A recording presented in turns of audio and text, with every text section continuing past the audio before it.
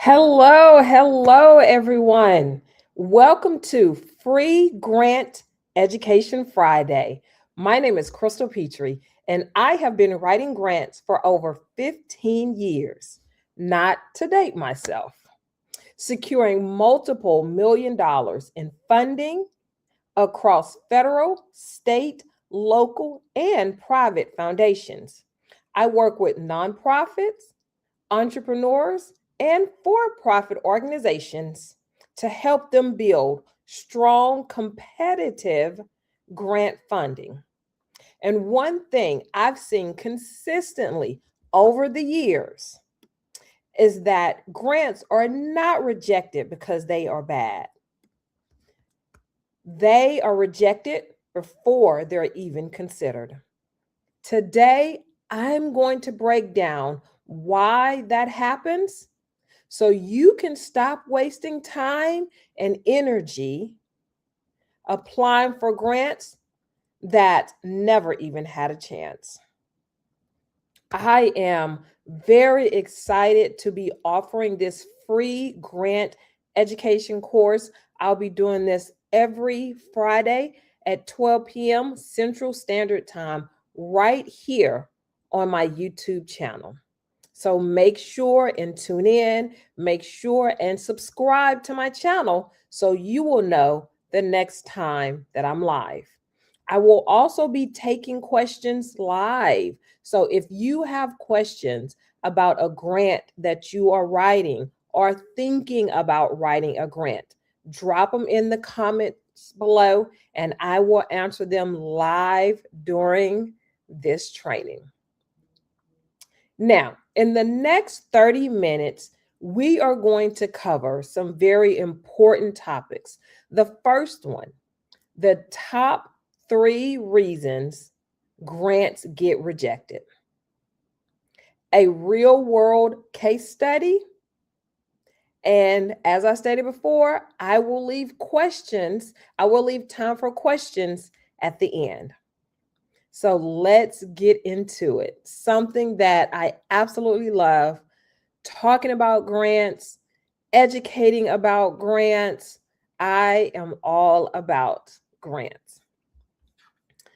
The first reason grants get rejected, and if you have a pen and paper, let's go ahead and write that down. The first reason that grants get rejected. And again, this is what we are going to go over, why most grants get rejected before review. I'm going to give you the 3 top reasons that they get rejected. We're going to go over a real world case study. And again, I will leave time for questions at the end. So if you have questions, start putting those in the chat box right now. This that I'm about to speak about, eligibility misalignment. Eligibility misalignment. This is the number one mistake that I see all the time. And it's the fastest way to get rejected before the funders even read your proposal. Eligibility misalignment means simply you qualify on paper, but not in purpose. Let me explain that. You qualify on paper, but not in purpose. Many organizations look at grants and ask, can we apply? How much money are they given? Instead, you should be asking, should we apply? Regardless to how much money the funder is offering you, your first question needs to be, should I apply for this grant? Funders are not just checking off boxes. Whenever they are looking at organizations, and this applies across the board, whether you are a nonprofit, a for-profit, or an entrepreneur, when funders are looking at proposals, they are not just checking off boxes like, Are you a nonprofit? Check. Are you in the right location? Check. That is not what they are doing. They are asking, does your mission align with ours? And I would like to add to that question, do you know what your mission is for your organization? It's very important that you know this before applying for a grant. My next question that I will add, do you know the funder's mission of what they are doing and why they are doing it? So again, does your mission align with the funders? Do you know what your mission is? Do you know what the funder's mission is? Next question. Does your program solve the problem we are funding? Your program, your organization, your mission must be the solution to the problem of the funder. Are you the right organization to deliver this outcome? All of these questions you must ask yourself and be able to answer yourself before you apply for a grant. If your answers are unclear on any of these questions, your application is often filtered out early. It's often rejected before they even read the narrative. So let me give you an example here. If a grant is focused on rural food insecurity and your organization works broadly in community development, you may technically qualify, but you are clearly not aligned because the funder is wanting to focus on rural food insecurity and your mission is community development. Very broad, very general. And it's clear that you are not clearly aligned with the funder. And the funders do not have time to figure it out for you, and they will not take the time to figure it out for you. What you should do instead, read the funder's mission carefully. Remember, that was one of my questions. Do you know the funder's mission? To find that out, simply read their mission. Look at what they have funded before. What projects, what organizations have they funded before? How much money did they give those organizations? And then match your language to the funder's priority. So as you are writing your proposal, as you are writing your narrative, make sure that the language you use matches the language the funder is using. Alignment is not assumed. It must be obvious. And it must be obvious to you, and it must be obvious to the funder as well. Remember, they are not going to take time to figure out if it's aligned. They are not going to take time to figure out what your mission is. It must be specific. It must be clear. It must be obvious. And if it's not clear, if it's not obvious, they are not going to continue to read. They are going to reject your proposal before they even read the whole thing. Number two, a weak problem statement. A weak problem statement. And again, I am discussing why most grants get rejected before the review. This is the second top reason most grants get rejected. A weak problem statement. This is where a lot of organizations, whether you are for profit, nonprofit, entrepreneurs, solopreneurs, this is where a lot of you lose your funding. Your problem statement is not, we need funding. The problem statement is, here is the urgent data-backed issue we are solving. Remember, your organization has to be the solution to the funder's problem. If the funder is wanting to focus on food insecurity, you have to have a solution to help lower or eradicate food insecurity. Your organization, your mission has to be the solution to the funder's problem. Now, another weak problem statement sounds like, our community needs help. I would say just about all communities need help in some kind of way. We want to help people succeed. I would say most people want to help people succeed.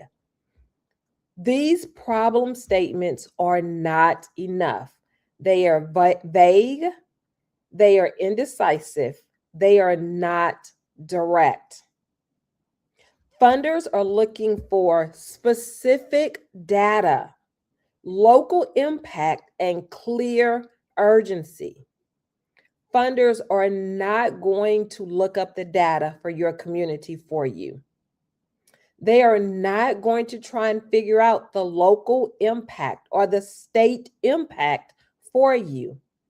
They are not going to try and figure out what the urgency is. All of those things are your responsibility when you are writing a grant. Make sure you have specific data to back up your claims. Make sure you clearly lay out the local or the state impact your organization will make. And make sure you show the clear urgency of the need to partner with the funder immediately. Strong problem statements include current statistics. When I say current, I mean within the last 1 to 2 years, current statistics. Localized data from your city, your county, your region, even your state. What is that data? Trends over time. What does that look like over the last 2 years, 4 years? And clear connection to your program. Make sure you show clearly that your program can help solve food insecurity. Here's the reality when writing grants. If your data is outdated, vague, or generic, your proposal loses credibility immediately. Funders are investing in solutions. Remember that. That is so important. When you are writing a grant, your organization must be the solution to the funder's problem. If the problem is unclear, the solution does not matter. So ask yourself before you start writing for a grant, is my data current? And remember, that's in the last year or two. Is your data current?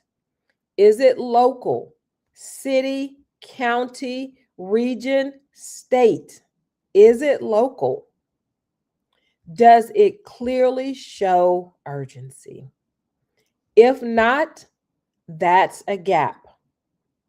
And funders will reject your proposal before they even review it. Let's go over these questions again. This is what you need to be able to ask yourself and answer. Is my data current? Is it local? Does it show urgency?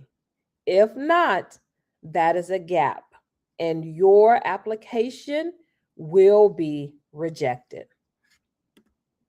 Let's go to the third reason most grants are rejected before they are even reviewed. Missing documentation. This is such a huge issue. Missing documentation. It's a huge issue, but it's also the easiest issue to fix. I see this all the time. Missing documentation. Grants require specific documentation in order to just apply for the funding. For example, if you are a nonprofit, you have to have a 501c3 letter stating that you are a nonprofit. You need your budget. What is your budget? That needs to be lined out, and it needs to be very specific, and it needs to total up correctly. What about your board? Who is on your board? Funders want names, email addresses, phone numbers. Sometimes they even want resumes for every member of your board. You should always have a current list of your board members. Financial statements. Have a current document, a current view of your financial statements. This is going to help the funders make sure that you are financially responsible. Letters of support. A minimum of 2 or 3 letters of support from the community, from people you have volunteered with, from people you have volunteered for. Letters of support stating that I have worked with this organization. They made a big difference in the community. They made a big difference in the school. Funders want to know they are not the only ones supporting you. If anything is missing, if anything is incomplete or incorrect, your application may not even be reviewed. Let's go over this again. Missing documentation, the easiest mistake to fix, and it still happens all the time.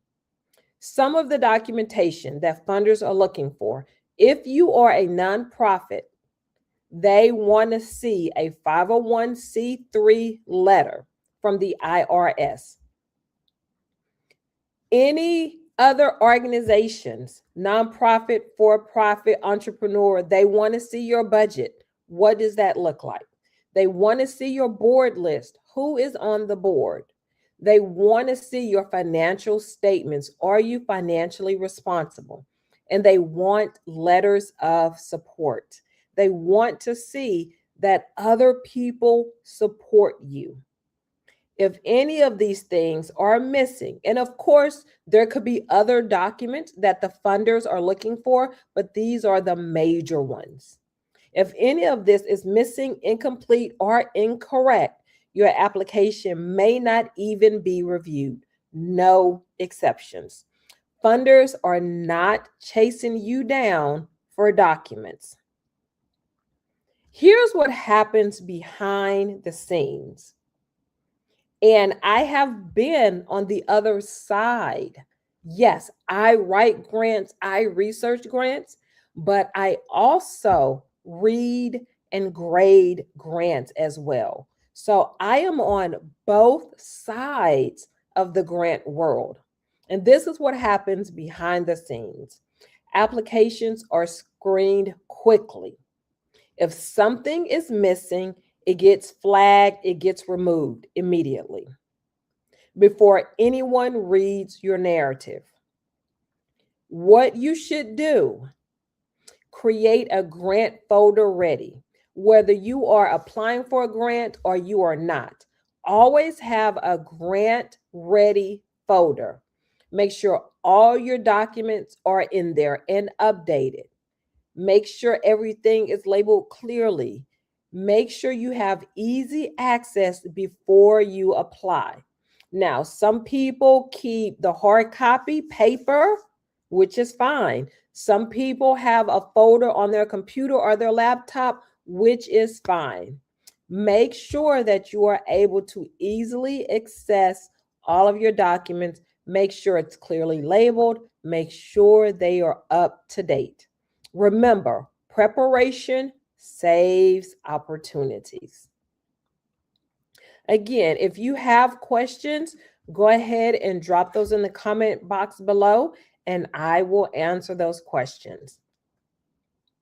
Now, let me give you a real example. A nonprofit applied for a $250,000 grant. They had a strong mission, they had a strong program, but their application had outdated data. Remember, that was one of the reasons that funders reject grant applications: outdated data. The data did not reflect the current reality of the community. So, what was that result? I'm sure you guessed it. That application was rejected. Not because the program wasn't good, not because the problem didn't feel urgent or accurate, because the data was outdated. So we, meaning me, revisited the application, updated the data, updated the local data, updated the statistics, made a clear community impact. The next time they applied, they became a finalist. Same organization, same programming, but better positioning, clear urgency, current data. That's how important these things are.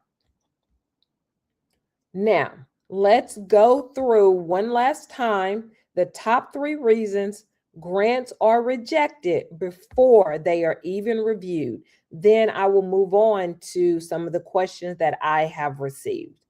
Number 1, eligibility misalignment. Number 1 mistake.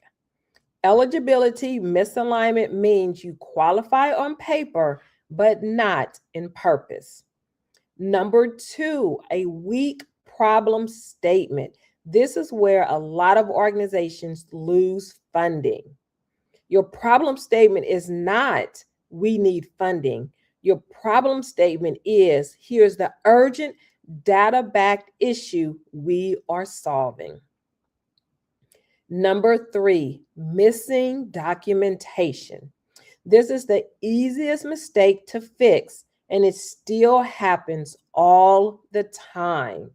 Make sure you have a current up-to-date budget. Make sure you have a current up-to-date budget list, a current up-to-date board list, your financial statements, letter of support. If you are a nonprofit, a 501c3 letter, make sure you have all of these documents up to date. Now, it's time for some questions that I received. Here, are you applying for grants that truly match your mission? Great question. In order to make sure that you are applying for grants that match your organization's mission, make sure you read the funder's mission. They always have the mission. Most of the time, it is on the website. So you can go to the funder's website, and their mission is normally the first thing you see. A lot of times they also have it in the grant request. So once you open the grant request, what's called an RFP, request for proposal, the mission is normally the first thing on that RFP. That's how you can make sure that your mission truly matches the funder's mission. Okay. When should you update your data? Great question. I will ask you, when was the last time you did update your data? Your data should be updated on a yearly basis. And if the data has not changed, great. But if it has changed, make sure you change that in your documents. So again, when was the last time you updated your board list? When was the last time you updated your budget? When was the last time you updated your localized data? That should be done yearly. Now, the next question, it's about having required attachments. You should always have your required attachments before you even apply. This is critical because most funders have a deadline. Just about every funder has a deadline on when you can apply. And if you don't have your documentation, it can take precious time, days, weeks, maybe even months to secure that documentation. So always make sure you have the most current, up-to-date documentation before you even apply for grants, before you even start looking for grants. If you are unsure about any of these, that's where your opportunity lies. Now, as we get ready to wrap up, those were some great questions. If you have been trying to figure this whole grant situation out, this grant world out, you don't have to. Because on May the 6th, I'm hosting a grant writing boot camp where we walk through real grants step by step. It's called Funding Success Blueprint. Plan, write, and win grants like a pro. This is not just in theory. This is actual structure, actual strategy. You will walk away with actual information and actual knowledge on how to plan a grant, how to write a grant, and how to win grant money. If you want to understand how to build a competitive proposal from start to finish, that's exactly what we are doing on May the 7th. That is a Thursday, May the 7th. This will be a virtual workshop. I'll share more details soon, but for now, let's focus on alignment, strong data, and preparation. Thank you so much for joining me on this free Grant Education Friday. Remember to subscribe to my YouTube channel so you will be notified when the next free Grant Education Friday happens. As a matter of fact, it's going to happen next Friday, March 27th at 12 p.m. Central Standard Time. Get your questions ready because I am ready to educate you on writing grants, on winning grants, on securing grant funding to help your organization grow, to help you improve your community, improve those that live near you, and even improve the schools that the children attend. Again, this is Crystal Petry with free Grant Education Fridays. I will see you next week.